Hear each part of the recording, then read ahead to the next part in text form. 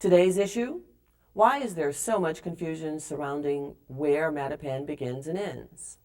Earl Taylor, president of Dorchester Historical Society, welcome to Advance Mattapan. Thank you. A few days ago, we talked briefly about how Dorchester was carved out of Mattapan. Tell our audience about it. Well, originally, when the settlers came in 1630 from England, they called this territory Mattapan, and that included the territory from South Boston, what is now South Boston, almost down to the Rhode Island line. Wow. So Milton, Canton, Stoughton, Foxborough, those towns.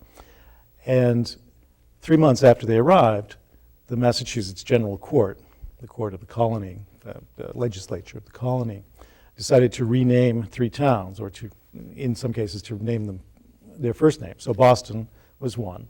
Dorchester, which was the first settled, became Dorchester rather than Mattapan, and Watertown was named as well. So Dorchester at that, included all of that territory. Then Milton was the first to break off in the 17th century, and other towns broke off over time. But in 1870, when the town of Dorchester was annexed to the city of Boston, it included what we now call Dorchester and Mattapan. Okay. That's part of the confusion then. Absolutely. But over time, boundaries had to be set over and over and over again between different larger towns. Okay. And Dorchester was the largest town in the beginning. Share of negative publicity. Every bad thing that happens in the city happens in Dorchester or Mattapan, no matter where it happens. Yeah. And so I agree. But this information came from the Town of Saugus's website. They have an educational program where they teach school kids about the origins of Massachusetts names.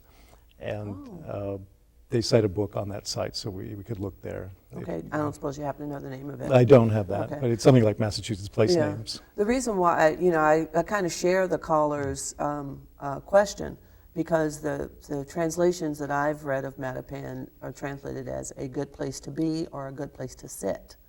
So, it's interesting how these things. Yes, of course. It's a point we'll have to return to in a future show. Mattapan is what I would consider a neighborhood within Dorchester, just like Lower Mills or Upham's Corner or Codman Square. Well, obviously, it's something we'll have to talk to the Department of Neighborhood Development or the BRA or somebody to try to get clarification. It'd be interesting to find out how they determine this North Dorchester, South Dorchester, and Mattapan statistical area. Right.